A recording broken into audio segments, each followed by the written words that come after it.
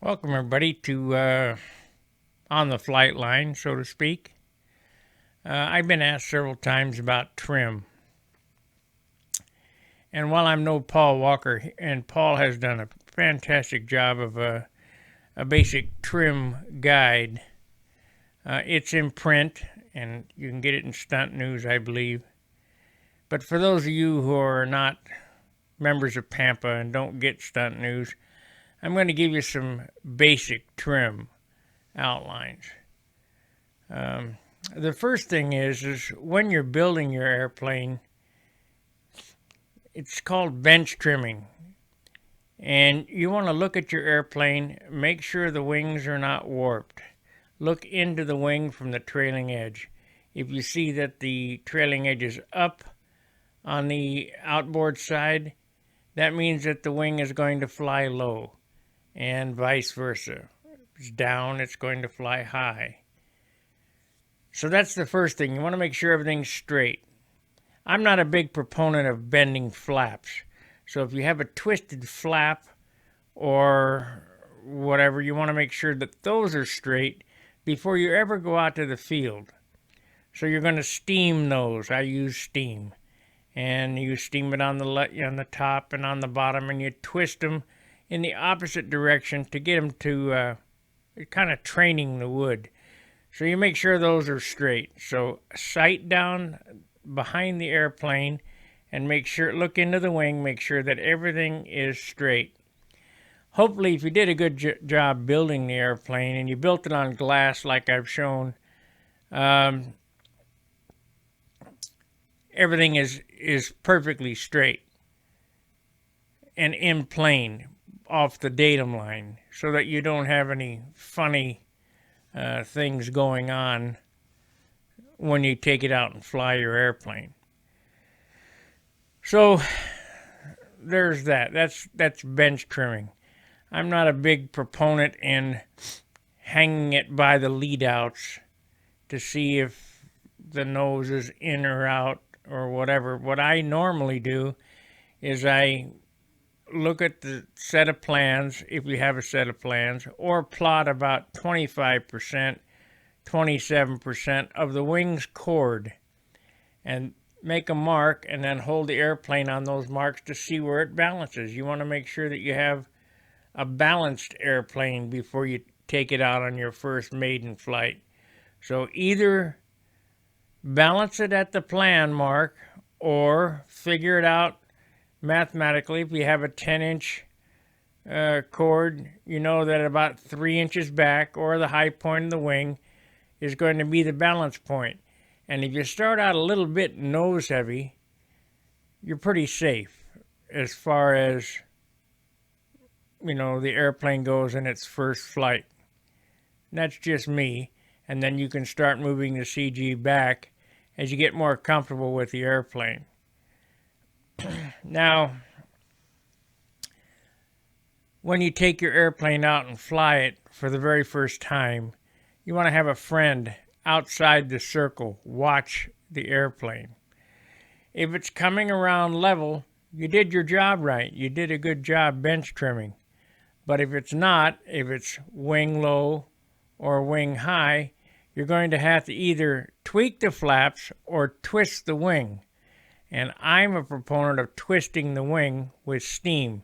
For the monocoque airplanes, you can heat the monocoque up, twist the wing, and then reheat the wrinkles out of the monocoque. Of course, I build dope and paper airplanes, so I have to use the steam. And what steam does is it breaks down the ligna in the wood, and the ligna is the glue that holds the fibers together. So superheated steam breaks down that glue and relieves those fibers that you can twist it in the opposite direction in order to get it straight. So take it out and fly it, have your friend watch, make sure that the wing is level or parallel to the ground. Now the second thing to look at after you've got that squared away is the tail flying down? Is the tail flying high? So what you want, that is flap adjustment or elevator adjustment. If the tail's flying low like this, you certainly don't want to raise the elevators because that'd make it fly more low. I take the elevators and bend them down till the attitude of the aircraft comes level with the horizon or parallel to the ground. So there's the second thing. You want to make sure that the airplane is level. Now, I was asked about my theory on line length. Now, these trimming things are just basic rules of thumb. But let's say you have a Super Tiger 60, like I like to run, or you have a PA or whatever. We can go with a PA. Let's say that the PA suggested RPM range is 10,500, or in the case of a Super Tiger, 8,500. Well, in order to get your lap speeds down, you can either pitch the propeller, lengthen and shorten the lines. For every foot of line length, you gain or lose 1/10 of an inch, or 1/10 of a second. 1/10 of an inch, that's pretty funny. So we're shooting for a 5.2 lap speed, let's say. Us old guys like to fly slower, 5.7, or if you're Mike McHenry, 6 seconds, which would be real nice. But you don't adjust the airplane speed by screwing the needle in and out. That's a no-no.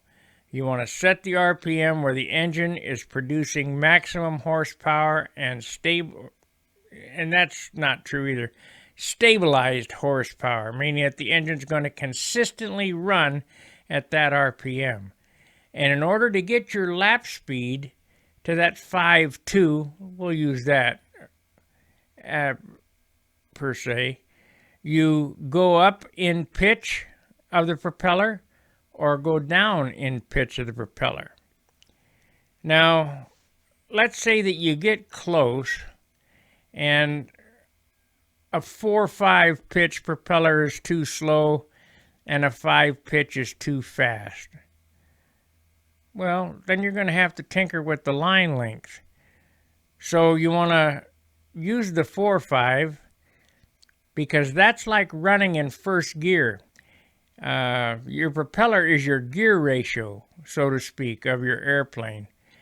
And the constant speed of the airplane is far easier to achieve at the higher RPM and lower gear ratio, meaning that instead of running a 6-pitch propeller and turning the RPM way down low and running long lines to get that 5.2, you run the RPM higher up in the range at the 10.5 or that particular 95, 10,000 or 10.5 with a 4-pitch propeller, and then adjust your lines accordingly. Now, the theory behind line length is that there's two theories. You want to run the longest lines possible because that opens the maneuver up. It gives more maneuver time. There's more time between the first turn and the second turn,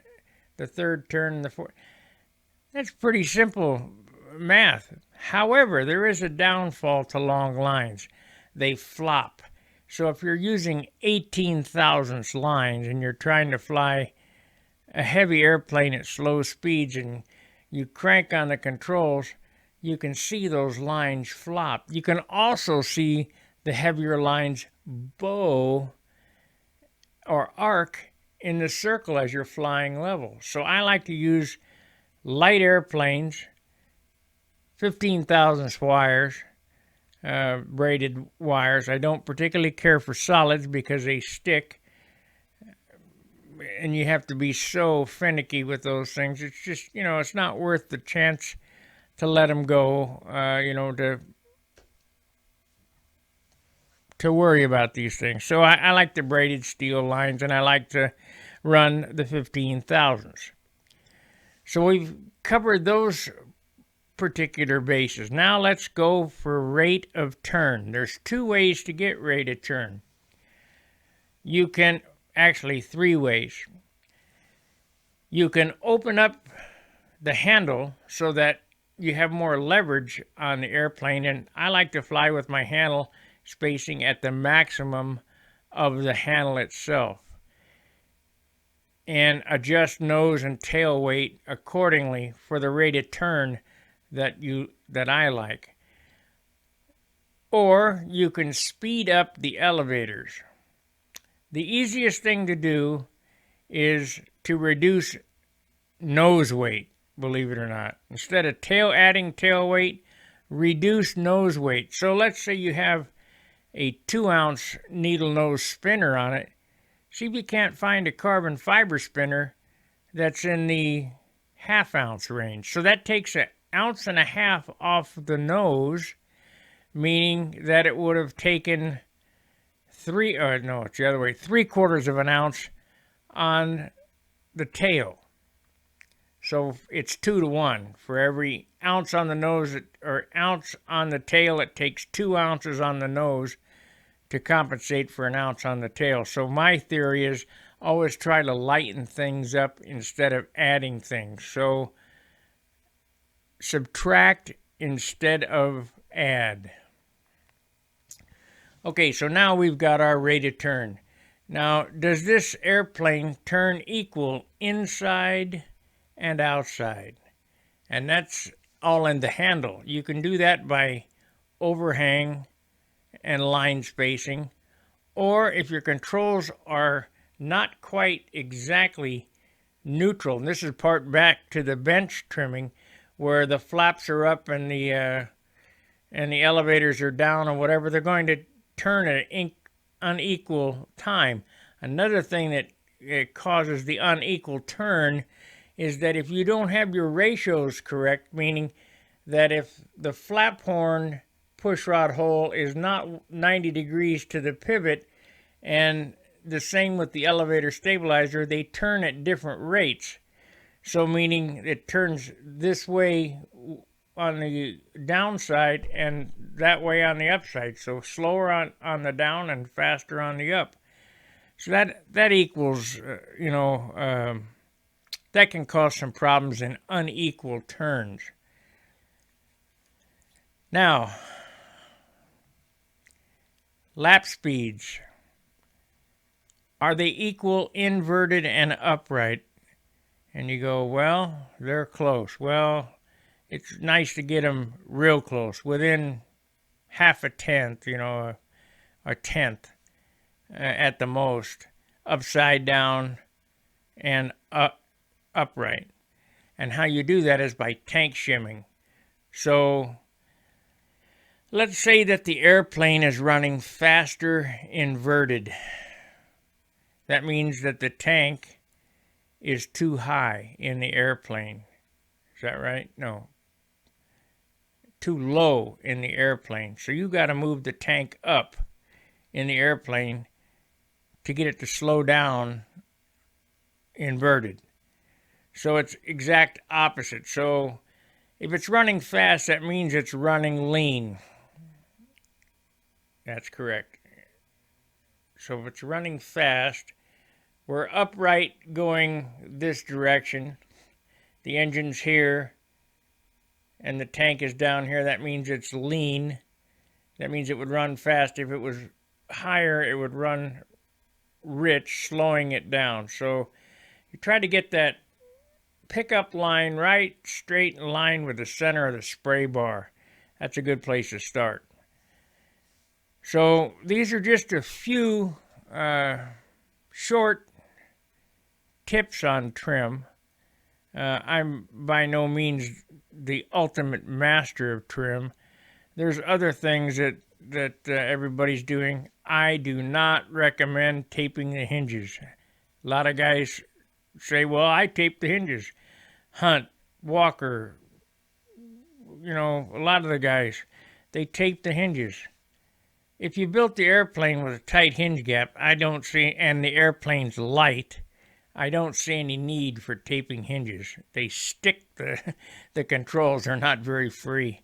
I almost hit the ground one year from listening to somebody taping the hinges. So,